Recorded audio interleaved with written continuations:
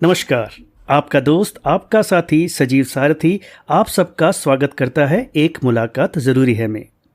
दोस्तों, आज चर्चा 84 बनाम ग्रहण की।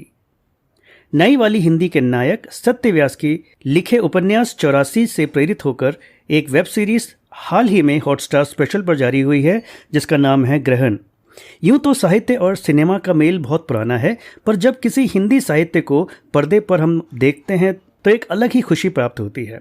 आज मेरे साथ इस 84 बनाम ग्रहण की चर्चा में शामिल होंगे मूल रचनाकार सत्यव्यास, और साथ ही वेब सीरीज ग्रहण पर अपने विचार रखेंगे सीरीज के क्रिएटर शैलेंद्र झा और स्क्रीन राइटर प्रतीक पयोदी। और साथ मौजूद रहेंगे हमारे साथ सिनेमास्कोप रिव्यूज़ के समीक्षक मंडली, यानी कि समीक्षक दीपक दुआ जी और एहवान पदी। तो शुरुआत करेंगे हम सत्यव्यास के साथ। सत्य, सबसे पहले तो बहुत बहुत स्वागत है आपका एक मुलाकात ज़रूरी है में। इससे पहले कि हम चर्चा आरंभ करें, बहुत ही संक्षिप्त में अपने अब तक के लेखन सफ़र के बारे में हमारे श्रोताओं को कुछ बताएं। बहुत शुक्रिया सचिव। 2015 में मेरी पहली किताब आई बनारस टॉकीज, और वो हिंदी के लिए बड़ी अच्छी सफल किताब मानी गई। और उसके बाद से फिर लिखना जो चालू हुआ, वो हर साल एक किताब आती गई। दूसरी किताब दिल्ली दरबार थी, फिर 84 आई, तीसरी किताब बागी बलिया, और चौथी किताब बागी बलिया, और पांचवी किताब वो कोलकाता रही।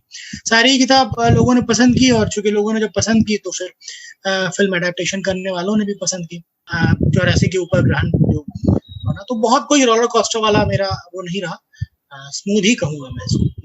जी सत्य, वैसे तो ये किसी भी लेखक के लिए बड़े सम्मान की बात होती है कि उसकी रचना को एक अन्य माध्यम के ज़रिए इस तरह से एक बड़े प्लेटफॉर्म पर लेकर और एक बड़े वाइडर ऑडियंस तक उसको पहुंचाया जाए। तो आपसे ये जानना चाहूँगा कि आपकी कहानी को जिस अंदाज में सीरीज़ के रूप में प्रस्तुत किया गया है, उससे आप कितना संतुष्ट हैं? मैं बहुत बहुत हद तक सेटिस्फाइड हूँ इससे। इसके दो कारण हैं। पहला तो ये है कि मैं इस बात को जानता हूँ कि अगर किसी भी किताब को, या जितनी वॉल्यूमस मेरी किताब थी, उस हिसाब से आप 1.5 घंटे या 2 घंटे का कोई फिल्म या कोई कहानी लिख सकते हैं। लेकिन जब आप उस पे वेब सीरीज के एडेप्टेशन में जाते हैं, जहां आपको 8 या 10 घंटे का एक बहुत कॉन्क्रीट कहानी की जरूरत होती है, तो आपको कुछ ना कुछ ऐड करना ही पड़ता है, और अच्छा ऐड करना पड़ता है चीजों के हिसाब से। तो वो उस लिहाज से जिनके हाथों में भी यह काम था, उन्होंने बहुत अच्छी तरह से किया है। तो एक तो ये, दूसरी बात है कि हाँ, दूसरा कारण ये कि देखने के बाद भी जो है ना, मेरी किताब को जिस तरह से और उसके पोर्शंस को जिस तरह से हैंडल किया गया है, मैं बहुत मतलब खुश हूँ इस चीज से। जी, ये बहुत मुश्किल होता है ऐसा कि किसी किताब को जब एडेप्टेशन करें तो उसी तरह से उतारें कि देखने वाले भी कहें कि हाँ, किताब का अंश उसमें दिख रहा है, यह ग्रहण में दिखता है। जी, और ये बात तो सभी मानेंगे जिन्होंने भी आपकी किताब को पढ़ा है या फिर इस वेब सीरीज़ को देखा है, कि किताब में जो भी पोर्शन वेब सीरीज़ में यूज़ हुआ है, वो विशेषकर ऋषि और मनु के बीच के जो इक्वेशंस के जितने भी सीन्स हैं, वो सब आपको पढ़ते हुए जो विजुअलाइज होता है, बिल्कुल उसी तरह से पर्दे पर उतारा है टीम ने, जो कि वाकई बहुत काबिल तारीफ बात है। और जो छोटे मोटे बदलाव हल्के फुल्के हुए हैं, वो भी शायद एक बेटरमेंट के लिए हुए हैं। जैसे कि आपकी किताब में बेताब फिल्म का जिक्र है और उसके गाने बादल यूं गरजते हैं के जिक्र है, जबकि सीरीज़ में इसकी जगह, बेताब की जगह, हीरो फिल्म का इस्तेमाल हुआ है और हीरो के गाने तू मेरा हीरो है का इस्तेमाल किया गया है। तो ये मुझे लगता है कि ये अच्छा ही हुआ है, एक नया डायमेंशन देता है ये जो सीन है। तो मैं स्वागत करना चाहूँगा इस सीरीज़ के क्रिएटर शैलेंद्र झा जी का। तो शैलेंद्र जी, स्वागत है आपका इस चर्चा में। धन्यवाद। तो आप बताइए सर, कैसे ये शुरुआत हुआ, मतलब ये स्टोरी आपको इंस्पायर किया और आपने किस तरह सोचा कि इसको एक वेब सीरीज में कन्वर्ट किया जाए? सत्या ने मुझे ये किताब भेजी थी जब रिलीज होने के कुछ दिन बाद ही, और संयोग से उसके कुछ दिनों बाद ये मुंबई आए थे और हम लोग मिले भी थे। पर उस समय इमीडिएटली, हालांकि किताब मुझे बहुत अच्छी लगी थी, पर उस समय इमीडिएटली ये सोच नहीं आई थी, क्योंकि उस समय तो हम स्टार की नौकरी कर रहे थे, वहाँ पे कमिश्निंग एडिटर थे। लेकिन जब मैंने उसके संयोग ऐसा था, 2-3 महीने के बाद जब मैं वो नौकरी छोड़ के आगे की सोच रहा था कि किस तरह की कहानियां बनाई जाए, तो ये एक किताब मेरे जहन में रह गई थी। और वो कही जाती है कि अगर कोई कहानी आपके जहन में रह जाए और बार बार उसके बारे में ध्यान आए, तो वो एक उसकी पहली परख होती है कि आप उसके बारे में कुछ कहना चाहते हैं। तो बेसिक यही था कि कहानी, फिर मैंने उसको हॉटस्टार को बताया वो कहानी, और उन लोगों को अच्छी लगी। उन्होंने कहा कि आप इसको कैसे कहना चाहते हैं, ये हमें दें। तो फिर हमने उस पर थोड़ा काम किया। मुझे दो चीज़ें हैं और उसके एडेप्टेशन के बारे में आपका जो पिछला सवाल था, ड्यूरेशन की जो बात है ना, लेंथ की बात, वो मेरे मन में थी भी और नहीं भी थी। मैं वो इसको ऐसे कहूँगा कि ड्यूरेशन को सोच बढ़ाने से की सोच से ज़्यादा मेरे लिए ये था चैलेंज कि मैं इसको मैं बहुत क्लियर था शुरू से ही कि मैं इसको आज के नज़रिए से कहना चाहूँगा जी। 84 को हुए हम लोग उस समय, मैं खुद आई थिंक बोर्ड का एग्जाम दिया था मैंने, तो 16 साल के करीब का था। तो बहुत दिन हो गए हैं। हाँ, बहुत कुछ उसमें अभी भी कहना बाकी है और हम वो कहना चाहते हैं, पर आज के जरिए कहना चाहते थे। तो ये एक पहला पर्पस था। दूसरा फिर ये था कि सत्य की किताब 84 में बहुत, आप लोगों ने सबने पढ़ी हुई है, बहुत उम्दा किताब है, बहुत ही इमोशनल है और जिस तरह से इन्होंने कैरेक्टर्स को उतारा है वो भी गजब का है। पर उसमें बहुत 3-4 ही कैरेक्टर्स हैं। जी जी। मतलब शहर खुद ही एक कैरेक्टर है और उसके अलावा 3-4 कैरेक्टर हैं। मतलब यहाँ तक कि इन्होंने नेताजी को सिर्फ नेताजी कह के ही मतलब, और वो किताब के लिए अच्छा है, पर जब हम स्क्रीन पे लाना चाहते थे तो हमको लगा कि इसमें और कैरेक्टर्स की जरूरत है। तो ये दो अहम मुद्दे थे मेरे सामने जिसको लेकर हमने शुरुआत की। जी, तो उसके बाद फिर एंट्री हुई होगी आपके राइटर्स के टीम की, जिसमें प्रतीक पयोदी भी शामिल हैं। तो प्रतीक, आपसे जानना चाहूँगा कि आपकी जर्नी इस पूरे प्रोसेस में कैसी रही, और एक बात 84 जहाँ ख़त्म होती है वहाँ से वास्तव में ग्रहण शुरू होती है, तो ये जो एक्सटेंडेड पार्ट है इसको क्रिएट करने का प्रोसेस क्या रहा? ये जैसा कि अभी शैलेंद्र सर ने कहा कि ये पूरा कहानी के ऊपर ये जो 2016 वाला जो पूरा ट्रैक है, उसका कारण ही ये था कि आज के लिए कंटेम्प्रेरी स्टोरी बन जाए और आज के लोगों के लिए ये एक्सेस ज्यादा क्रिएट हो। कभी भी स्क्रीन पे वगैरह में हम लोग यही कोशिश करते हैं कि कहानी ज्यादा से ज्यादा एक्सेसिबल हो ऑडियंसेस के लिए, और ये उन्हीं का आइडिया था। उन्होंने ही मतलब मेरे पास, मैं सबसे आखिरी एडिशन था इसमें। तब तक सारा ग्राउंड वर्क हो चुका था, सारे सीनियर राइटर्स अपना काम कर चुके थे और फाउंडेशन बहुत ज्यादा स्ट्रांग थी, और मैंने बस निखारने का काम किया है स्क्रीन प्ले लेवल पर।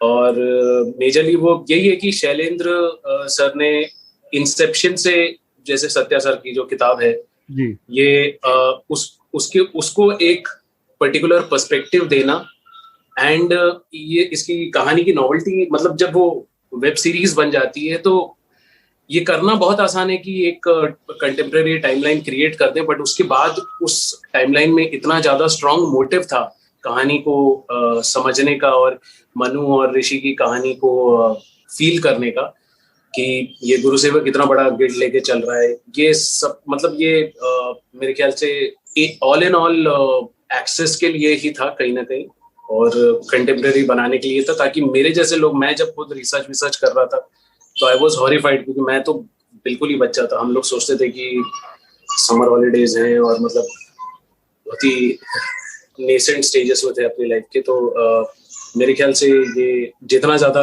कंटेम्प्रेरी मतलब वो फंक्शन फुलफिल करने के लिए ही उनका, मेरी ये रीडिंग थी कि ये आइडिया वहां से आया है। ओके, तो हमारे साथ दो फिल्म क्रिटिक्स भी हैं यहाँ पे। ऑब्वियसली ये सीरीज काफी लोग देख चुके हैं, और जिन्होंने नहीं देखा तो हम कोई स्पॉइलर नहीं देंगे यहाँ पे, बट जिस तरह से इसका क्रिटिकल रिसेप्शन हुआ है वही बहुत ही शानदार रहा है। लोगों ने इसको दोनों तहे दिल से एक्सेप्ट किया है, और क्रिटिक्स ने भी खास तौर पे इसको अच्छी रेटिंग्स दी है। तो मैं दीपक जी से और ऐवान जी से दोनों को ही स्वागत करता हूँ, एक मुलाकात जरूरी है हमें। ये हमारे इन हाउस रेडियो प्लेबैक के फिल्म क्रिटिक्स हैं। तो मैं दीपक जी आपसे जानना चाहूंगा कुछ पॉइंटर्स अगर आप रखना चाहें इस टीम के सामने। शैलेंद्र जी से मेरा एक सवाल ये रहेगा कि शैलेंद्र जी, मैंने अपने रिव्यू में भी ये बात लिखी कि आप लोगों ने इसे सत्य व्यास के उपन्यास से प्रेरित बताया है। मेरा आग्रह या मेरा सवाल ये है कि ये आधारित क्यों नहीं?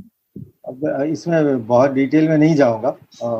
मैं बस आपको ये बताना चाहूंगा कि मुझे एक्चुअली मुझे दोनों में से किसी में प्रॉब्लम नहीं है। आई वुड हैव वांटेड कि ये आधारित ही हो, पर जो और लोग एसोसिएटेड हैं बिना किसी का नाम लिए हुए, कि उनको ये था कि, और हमारी और सत्या की इनफैक्ट बात भी यही हुई थी कि ये आधारित हम रखेंगे, वही रीज़न था। पर जब लोगों ने फाइनल ये देखा और उनको लगा कि आप किताब से में आपने बहुत कुछ जोड़ा है, तो एक टेक्निकलिटी सी आ गई दीपक। हाँ, ये कोई वो फिर उसका ये मतलब रीजनिंग लॉजिक वाला मेरे सामने कुछ रहा नहीं। एक टेक्निकल रीजन के कारण ये कहा गया, और ये कहा गया मुझसे कि कोई किताब का फैन ये ऑब्जेक्ट ना कर दे बाद में कि हमने किताब पढ़ी थी और हमने ये सोचा था कि आप इस पे बना रहे हैं, और फिर वो कहें कि लेकिन आपने तो इसको कहानी को बहुत ज़्यादा इधर और कुछ भी डाल दिया है। तो सिर्फ इस आप समझ रहे होंगे कि तो सिर्फ उस वजह से ये आखिरी समय में ये करना पड़ा। मैं ये जरूर कहूँगा कि उनका जिस तरह से हमारे ऊपर विश्वास रहा इस पूरे दौर में, क्योंकि ये जर्नी 3 साल की है, अगर वो लेखक का फेथ ना हो, बहुत सहयोग रहा है, बिल्कुल आंख मूंद के उन्होंने भरोसा किया है, और इसीलिए हम ये कर पाए हैं। इसके बिना संभव नहीं था ये कहानी कहना जिस तरह से हमने कहा है। एवान सर नमस्ते। मुझे ये पूछना था कि आपकी पैदाइश बोकारो की है, और आपने ये सेटिंग जो रखा है ना, जो ऋषि रंजन का स्टोरी है, जो 1984 का स्टोरी है, वो एक्चुअली बोकारो में सेट है। सर ऐसा कुछ थॉट प्रोसेस था कि आप ये चीज बोकारो में दिखाएंगे, या ऐसा कोई घटना आपको याद है जो एक्चुअली हुआ था इस 1984 राइट्स के दौरान, जो आपको जब आप छोटे थे तब कुछ आपको ये हॉन्ट किया हो, या कुछ ऐसा यादें हो जिसके ऊपर आप ये प्रेरित होके ये सब अपने किताब में लिखा, नॉवेल में लिखा? आपको सत्या मेरी उम्र के लग रहे हैं लगता है, पर इनकी उम्र इतनी हुई नहीं है अभी। नहीं, सत्या जी शायद मेरे उम्र के हैं। I think we belong to the same year of birth. तो मैं यही जानना चाहता था कि वो तो काफी छोटे होंगे तब, हार्डली 5-6 साल के होंगे मैक्सिमम, लेकिन बाद में जाके ऐसा कुछ सुना या प्रभावित हुए बोकारो को लेके, ऐसा हुआ क्या? जो इनफैक्ट एवान ये पूछना चाह रहे हैं कि ये जो भी आपने एक नोवेल सेटअप किया है, इसमें कहीं आपकी पर्सनल कुछ इंस्पिरेशन रही है क्या उस इंसिडेंट्स को लेके? नहीं, वो एक्चुअली बड़ा बढ़िया सवाल है ये, और उसके कई बार मैंने जवाब दिए भी हैं इस किताब के बरक्स, लेकिन लोग विश्वास नहीं करते हैं। मैं बताना चाहूंगा, मैं 4 साल का था 84 के जो दिक्कत हुई थी वहां पे। उसमें क्या है कि 2 चीजें मुझे याद रह गई थी। एक तो ये था कि स्टील प्लांट के उधर जो है ना, एक खराब पेड़ बिल्कुल धू करके जल रहा था, तो वो मेरे जहन में, अभी मैं 4 साल का था, तो मैं जब किसी को ये बात कहता हूँ तो लोग कहते हैं कि ऐसा कैसे हो सकता है, 4 साल के बच्चे को कैसे कुछ याद रह सकता है। लेकिन वो जो विभीषिका थी ना, वो बिल्कुल सीधे जहन में बसने वाली थी, तो वो एक बात याद रह गई थी। और दूसरा एक था कि मतलब एक वर्ड, पीपल वर्ड पापा ने पहली बार यूज किया था, तो वो मुझे ध्यान है, एक वर्ड मैंने। बाकी जो इस किताब को लिखने के पीछे का कारण था वो ये था कि जब थोड़ा बड़ा हुआ, 20-21 साल की उम्र हुई, तो एक बार रेडियो सुन रहा था। रेडियो में एक बात कह के आई कि बोकारो को 2 दफा वो खबरों में आया। पहली बार तब जब इंदिरा जी ने फावड़ा चलाकर स्टील प्लांट की स्थापना की, और दूसरी बार तब जब उनका एसेसिनेशन हुआ। तो ये जो दोनों बातें थी ना, वो बिल्कुल मेरे मन में रह गई कि शहर को इस तरह याद नहीं किया जाना चाहिए। शहर में कोई गलती नहीं है, उस समय का जो वो ताप था उसमें गलती है, वो जो कुछ क्षणिक जो भावनाएं भड़की उसकी गलती है, उसमें मेरे शहर की कोई गलती। तो उस शहर को ध्यान में रखकर और फिर जो है बाकी जो शोध हुए उसको रखने के बाद यह 84 किताब लिखने की सोची मैंने। जी, जो हुआ उसको बदला नहीं जा सकता, पर जो हो सकता है उसे रोका जा सकता है। तो आपके एक्सटेंडेड पार्ट के पीछे क्या ये फिलॉसफी थी जो काम कर रही थी? मेरा आज के दिन में ना, मुझे ये लगता है कि हम बहुत ज़्यादा ससेप्टेबल हो गए हैं र्यूमर्स को लेकर, कि बाकी मैं पॉलिटिक्स के डिटेल में नहीं जाना चाहूँगा, पर जनरली ये है कि बड़ा आसान है कि किसी भी बात पे भरोसा कर लेना, और ख़ास करके कम्युनिकेशन के का जो मीडियम है वो इतना आसान हो गया है। पहले कोई चीज़ इसलिए शायद कन्फ्यूजन फैलता था कि लोगों तक बात पहुंच नहीं पाती थी। अब कन्फ्यूजन इसलिए फैलता है कि बातें बहुत शोर के रूप में बहुत आसानी से पहुंचती हैं। तो ये हमारे और आपके, हम दूसरों को ब्लेम कर सकते हैं और बहुत बार ब्लेम करने के सही रीजन भी होंगे, पर उससे हमारी जिम्मेदारी नहीं हटती है, हमारी आपकी, कि हम भी तो खड़े हो सकते हैं, और हम अगर चाहें कि हम उन गलत बातों पे भरोसा नहीं करेंगे तो हम कुछ चीज़ों को होने से रोक सकते हैं।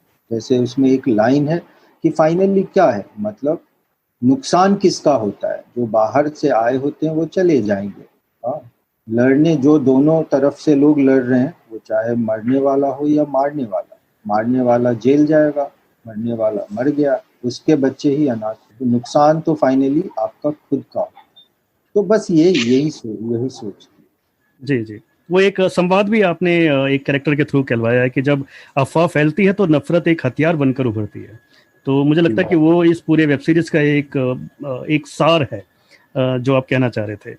कुछ संवाद मुझे लगता है सत्य कुछ ऐसे थे जो आपकी बुक में थे और बहुत ही क्लासिक थे, जो शायद वेब सीरीज का हिस्सा नहीं बने, जिसका अफसोस मुझे तो है आज से पाठक। आप बताइए आपको है या नहीं। जैसे एक आपका था, किताबों से प्रेम होता तो दंगे ही क्यों होते, पहली बात।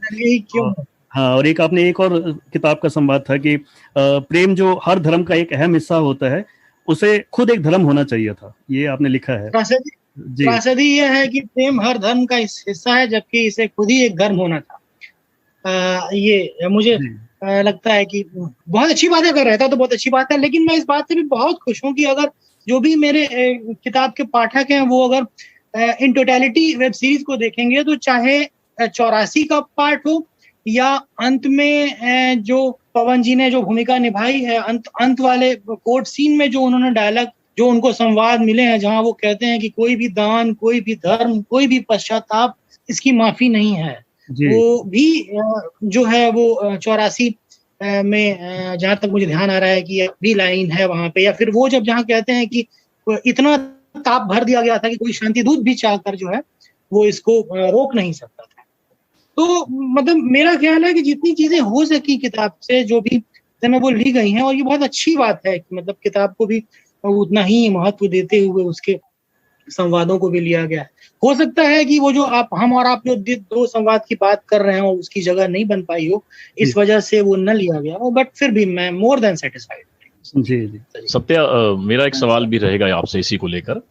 अभी शैलेंद्र जी कह रहे थे कि बतौर लेखक आपने जो फेथ किया उन लोगों की क्रिएशन पर, उस वजह से भी ये सीरीज बहुत निखर कर आई। और ये एक फेथ बड़ा जरूरी है, लेखक जो कि कहानी लिख रहा है और क्रिएटर जो कि सिनेमा बना रहा है। और ग्रहण की जहां तक हम बात करें तो ग्रहण ने 84 को 2 पायदान ऊपर ही लेकर गया है, ये तय है। इसके लेखकों ने बहुत बढ़िया ये काम किया है। लेकिन बतौर लेखक क्या आपको कहीं कुछ मलाल है कि मेरे उपन्यास की ये एक चीज शायद इसमें होती तो ये और बेहतर हो पाता? मुझे लगता है नहीं, बता दीजिएगा। नहीं, बिल्कुल। मुझे लगता है कि वो जो एक छठ घाट का जो वर्णन था और वो जो प्रेम का वहां वर्णन था, वो मुझे लगता है कि बड़ा ही इमोशनल बन के आता अगर हम उसको भी रखते सीन में। तो मुझे लगता है कि अगर वहां एक वो सीन भी अगर हम रख पाते जहां छठ में मनु और ऋषि एक दूसरे से मिलते हैं और अपने प्यार का इजहार जो इशारों में करते हैं, तो वो एक अगर रहता तो मुझे व्यक्तिगत रूप से बहुत खुशी होती। लेकिन ठीक है, जितना है उतना दीपक भाई बहुत है। जी, अच्छा यकीन मानिए मैंने शायद अब तक 10-12 बार सारे एपिसोड देख लिए हैं। और अब मैं जब भी देखता हूँ तो मुझे खुद बहुत सारी चीजें लगती हैं कि ये ऐसे भी हो सकता था, वैसे भी हो सकता था, कुछ और शायद अच्छा हो जाता, कुछ काट देते, कुछ और नए तरीके से होते। पर यही प्रोसेस है। बहुत मतलब इतनी लंबी कहानी जब आप कहना चाहते हो तो ये शायद संयोग और जादू ही है कि एंड में सब कुछ ठीक ठाक हो जाए, सब कुछ आके मिल जाए। हाँ, सब कुछ अलग भी जा सकता है, ये हमेशा ही रहता है। ये हम संयोग ही बोलेंगे इसको, इसमें सिर्फ हमारा कोई कंट्रीब्यूशन नहीं कहेंगे। शैलेंद्र जी, एक सवाल आपसे और ये रहेगा कि अब सत्या के इस उपन्यास के जरिए जिसे हम पिछले 5-6 साल से नई वाली हिंदी कह रहे हैं, वो अब पर्दे पर आई है। नई वाली हिंदी के ये जो चंद सितारे पिछले 5-6-7 साल में उभर कर आए हैं और सत्या उनमें से हमारे अगुआ हीरो नायक हैं। और तो हम ये अब उम्मीद करेंगे कि क्या ये नई वाली हिंदी या समकालीन साहित्य, जिसे मैंने अपने रिव्यू में कहा भी है, इस तरह से सिनेमा का हिस्सा बनता रहेगा और जल्दी जल्दी बनता रहेगा। ये दीपक, आपने बिल्कुल मेरे मन की बात कही है। मैं एटलीस्ट 2-3 साल से, जब से नौकरी छोड़ी है मैंने, मेरी ये कोशिश है, और बहुत सारे पब्लिशर्स मेरे से जुड़े हुए भी हैं। मैं सिर्फ ये कहूँगा कि मैं उसको सिर्फ हिंदी तक नहीं देख रहा हूँ, पर मैं उसको देख रहा हूँ वर्नाकुलर लैंग्वेजेस की तरफ। हमारे देश में इतनी भाषाएं हैं, बहुत धनी साहित्य है हमारा, चाहे वो बंगाली हो, मराठी हो, असमीज हो, साउथ इंडियन लैंग्वेजेस हैं, गुजराती है, जहाँ से भी। बट कहानियाँ हमारे यहाँ कूट कूट के भरी हैं, लेकिन वो आ नहीं रहे। मेरा बस चले तो वो किताबें और उनके लेखक भी। मैं तो सत्या को कितनी बार बोलता रहता हूँ कि मतलब ये तो हर साल एक किताब लिख देते हैं। मैं कोशिश में रहता हूँ कि ये स्क्रीन के लिए भी लिखना शुरू करें। तो मेरी एक सोच से हमने एक काम थोड़ा पहल भी किया है, उसको अभी इंस्टीट्यूशनलाइज नहीं किया है, अभी नहीं हो पाया है। पर ये कि सिर्फ किताबें ही नहीं, उसके जो लेखक हैं उनकी भी अगर हम कोई हेल्प कर सकें यहाँ उनको स्क्रीन राइटर बनाने की, तो मुझे बहुत खुशी है। तो मैं तो भरसक प्रयास करता रहूँगा। और मैं ये भी आपको कहूँगा कि directly answer your question, I think वो माहौल भी बन रहा है। लोग चाहते हैं। पर मैं अब दूसरे साइड से आपको कहूँ, क्योंकि मैं दूसरे साइड में भी रहा हूँ कमिश्निंग के तौर पे, कि ये ना एक बेटी की शादी जैसी बात है कि वो हम हमेशा कहते हैं कि लड़की की शादी में दिक्कत होती है। आप कभी लड़के वाले की तरफ से भी अगर सोचेंगे तो वो भी उतने ही कई बार डरे होते हैं ना कि कौन सी घर में कौन आने वाला है। तो अगर आप कमिश्निंग प्लेटफॉर्म या चैनल की तरफ से देखेंगे तो वो भी चाहते हैं कि उनको अच्छी कहानियां मिले। अपनी अपनी त्रुटियां हैं, बहुत सारे प्रोसेस के प्रॉब्लम है, पर मैं ये कहूँगा अपने एक्सपीरियंस से कि एक्चुअली हर आदमी को लगता है कि वो एक अगर उसने कहानी लिखी है तो अच्छी ही लिखी है। लेकिन वो दूसरे तरीके से, वो दूसरे साइड से उसके मतलब का कितना है, कई बार 100 में से 95 शायद मतलब का नहीं हो। क्योंकि जब आप प्रिंट पर जब आप किताब लिखते हैं तो उसमें आप साहित्य एक की रचना कई बार करते हैं, जबकि जो स्क्रीन है उसको प्लॉट चाहिए। आप अगर सीरीज बना रहे हैं तो उसमें आपको हर एपिसोड में कुछ 2-3 बड़ी घटनाएं चाहिए, और एपिसोड एंड ऐसा हो कि अगला एपिसोड में लोग आने के लिए मजबूर हो।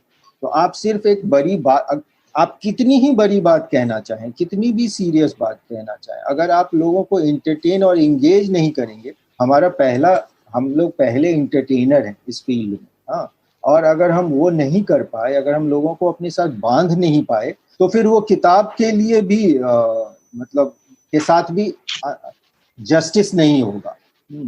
तो ये जरूरतें दोनों मीडियम की अपनी अलग अलग हैं, और जहाँ पे वो मिल जाए तो कमाल हो जाए।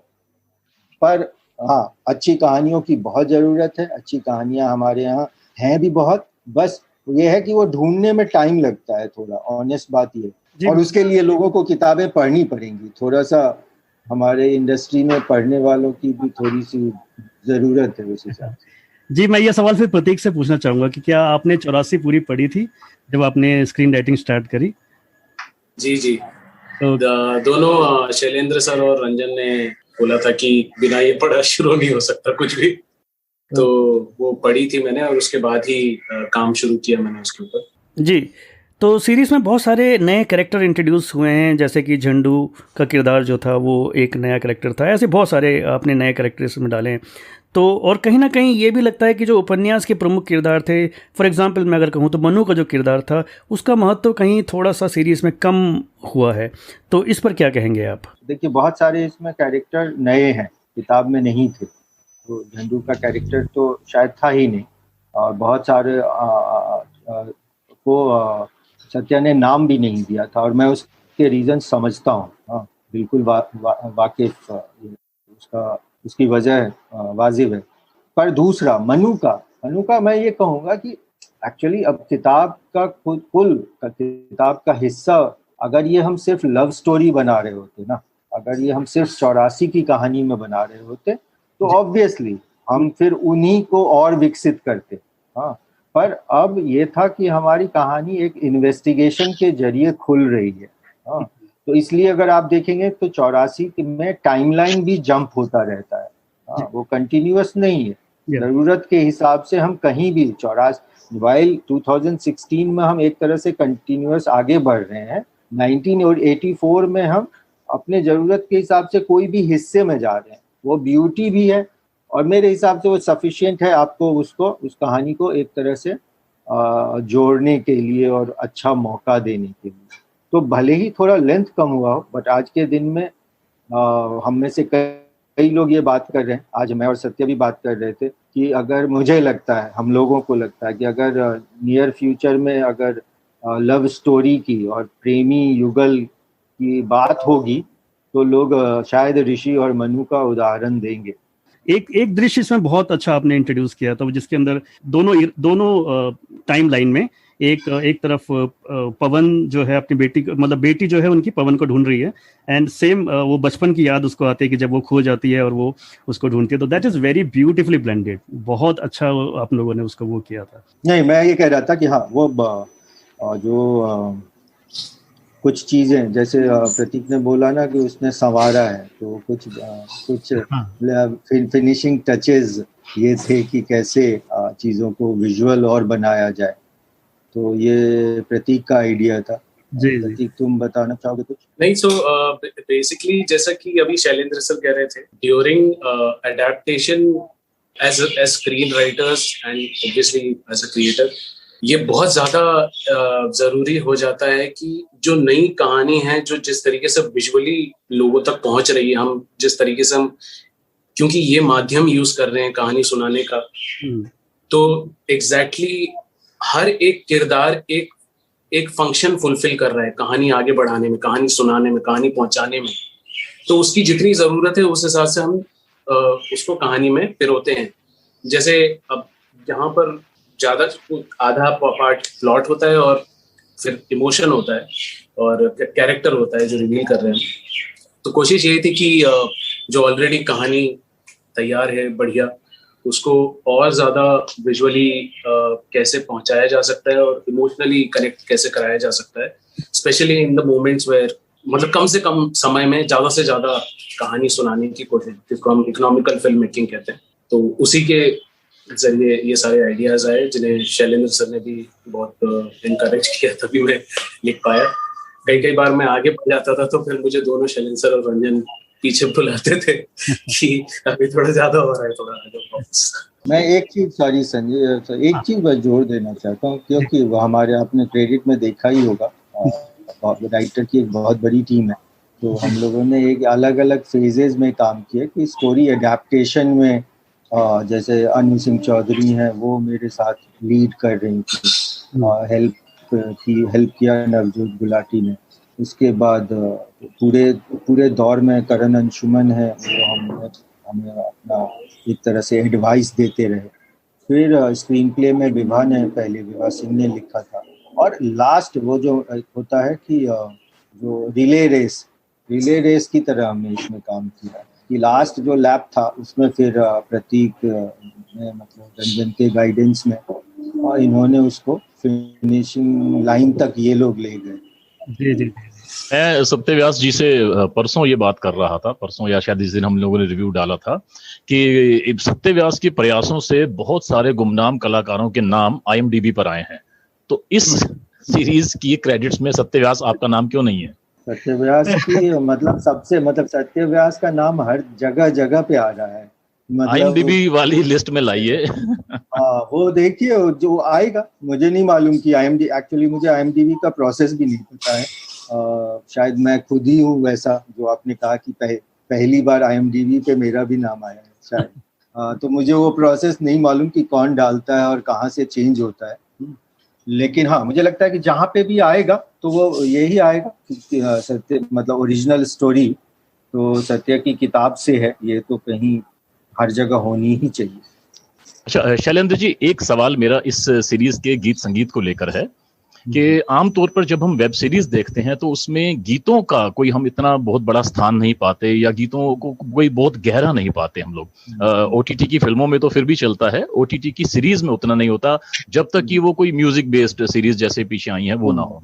लेकिन इस सीरीज में आपने जो गीत इस्तेमाल किए हैं तो ऐसा लगता है कि बाकायदा बड़ा सोच समझकर बड़े गहराई वाले गीत लिखे गए। वरुण रहे और उसके बाद स्वानंद किरकिरे को भी आपने इसमें जोड़ा है, और उस तरह से संगीत। तो ये कब तय हुआ कि देखिए इस पूरी सीरीज में जैसे कि सस्पेंस के एलिमेंट्स हैं, थ्रिल के एलिमेंट्स हैं, उसके बाद प्रेम तो खैर है ही, और दंगों की, नरसंहार की भी बातें हैं, सारी बातें हैं, लेकिन इस तरह का गीत संगीत लाने का ये कवायद कैसे आपके मन में आई होगी? चूंकि मतलब देखिए वो कुछ चीजें तो होती हैं। तो ये शुरुआत तो ये है कि क्योंकि कहानी में एक लव स्टोरी थी, और उस उनके प्यार को कैसे अच्छे तरीके से कहा जाए, तो ये बेसिकली आप लोग जैसे आप ज़्यादा अच्छी तरह से जानते हैं कि हमारी फिल्मों में गानों का इस्तेमाल कई बार कहानी को आगे बढ़ाने के लिए भी होता है। तो अब हम ऋषि और मनु के प्यार को एक एक ये परत बढ़ते हुए देखें कि वो वहाँ मिले, अब छुप के कहाँ कॉलेज में मिलते होंगे, XYZ, या तो हम सीन के जरिए वो कहते। ये अभी क्या हुआ है कि वो एक गाने में हो गया एस्टैब्लिश, कि ये लड़का के घर में रहने भी लगा और प्यार भी इन दोनों का हो गया है, अब आगे बढ़ो। तो कहाँ इस तरह से गाने का यूज है, मतलब आप लोगों ने देखा है तो देखा ही होगा कि गाना कोई ऐसा सिर्फ गाना लाने के लिए नहीं है, वो गाना उसमें जुड़ता है। चाहे ये दो गाने हों जो अमित त्रिवेदी और ने बनाए हैं, और जो तीसरा गाना है जो स्वानंद का है, वो एक्चुअली वो तो बाद में बैकग्राउंड जब स्कोर जो डैनियल जॉर्ज हैं, डैनी जो इसका बैकग्राउंड स्कोर कर रहे थे, तो उसे करते करते उनको कई जगह लगता था कि मैं कुछ छोटा सा एक गाना बना लूँ। तो ये उनके जहन में ये लाइंस और ये गाना जो स्वानंद ने बहुत पहले लिखा हुआ है, तो उनके जहन में था और उन्होंने कहा और फिर यूज़ हुआ, और फिर वो बार बार कई जगह पे यूज़ होता चला गया। तो स्टोरी कहने के टूल के तौर पे गाने को वहाँ से विचार आया था, और मे भी शायद ज़्यादा अभी तक नहीं इसलिए नहीं हो रहा है क्योंकि ज़्यादा मतलब शायद एक गाना यूज़ कर लिया जाता है प्रमोशन के लिए, लेकिन वो पिक्चर में नहीं आती है। यहाँ पे बेसिकली हमको ये था कि गाना तो रहेगा। इसमें मैं ये भी कहना चाहूँगा इसके साथ कि हमारा जो है फिल्मों में ना गानों और गीतों का इतिहास रहा है। जब हम 1.5 और 2 घंटे की फिल्म में 5-5 6 गाने ला सकते हैं और बहुत सफल तरीके से ला सकते हैं, तो ऐसी इमोशनल कहानियां जो 8 घंटे और 10 घंटे की हैं, उसमें गीत क्यों नहीं हो सकते? गीत तो हमारी फिल्मों में भावनाएं और संभावनाएं दोनों बनाते हैं, उनसे कहानियां चलती हैं। और जिस तरह से आजकल चीजें हो रही है, मैं ये भी देख रहा हूँ कि गीतों का ड्यूरेशन भी बहुत छोटे हो गए हैं। कोई इस बात की भी शिकायत नहीं कर सकता कि वो जो है तारतम्य तोड़ रहा है। 7 मिनट और 8 मिनट के 2 मिनट 2.5 मिनट के गीत हैं, अगर वो बहुत अच्छे इमोशनल और दमदार गीत हैं, तो वो मुझे लगता है कि इस तरह के लव स्टोरी बेस्ड जो चीजें हैं, उसको जो कहानियां हैं, उसको एड ऑन ही करते हैं। तो मतलब मैं तो शुरू से ये चाहता था कि अगर इसकी कहानी बने तो उसमें कुछ बहुत पावरफुल और इस तरह के जो हैं गीत जरूर रहे, और वो हुआ भी। बड़ी खुशी है इस चीज की। जी, मैं तो एक्चुअली चाहता था कि छठ वाला जो सीक्वेंस है वहाँ के लिए एक ऐसा गीत बने जो बिहार के लोकगीत, वो छठ परंपरा की गीत का उसमें सुर हो और उसमें प्रेम भी हो। पर वो होते होते जैसे वो चूंकि वो सीक्वेंस ही शायद उतना डेवलप नहीं हो पाया, तो वो गाना भी नहीं बन पाया। मैं वो भी वहाँ पे भी एक गाना। सत्य, एक सवाल मेरा आपसे है कि जैसे हम लोग एक कहानी लिखते हैं तो एक बहुत सारे किरदार जो आपने किरदार गढ़े इसके अंदर, वो ऑब्वियसली आपके माइंड में एक पिक्चर उनकी रही होगी। तो ये जो कास्टिंग हुई है सीरीज की, बहुत दमदार कास्टिंग है। मैं ये मानता हूँ कि बहुत सभी किरदारों ने बहुत अच्छा रोल किया है, लेकिन मैं आपसे जानना चाहता हूँ कि जो आपने विजुअलाइज किया था, क्या आपको इन किरदारों में वो सब नजर आया? बहुत बहुत बहुत ज्यादा, बहुत हद तक। मैं कहूँ कि मैं चूंकि मैं सोशल मीडिया पर लिख भी रहा हूँ, बहुत ज्यादा लिखना ठीक भी नहीं लगता है अपनी ही किताब के किरदारों के बारे में, लेकिन मैं बिल्कुल अपने मन से कह रहा हूँ कि मनु और ऋषि का किरदार जो अंशुमान और वामिका ने निभाया है, मैं इससे बेहतर नहीं सोच सकता था। उन्होंने बहुत बहुत अच्छी तरह से इस किरदार को निभाया है, जिया है बिल्कुल।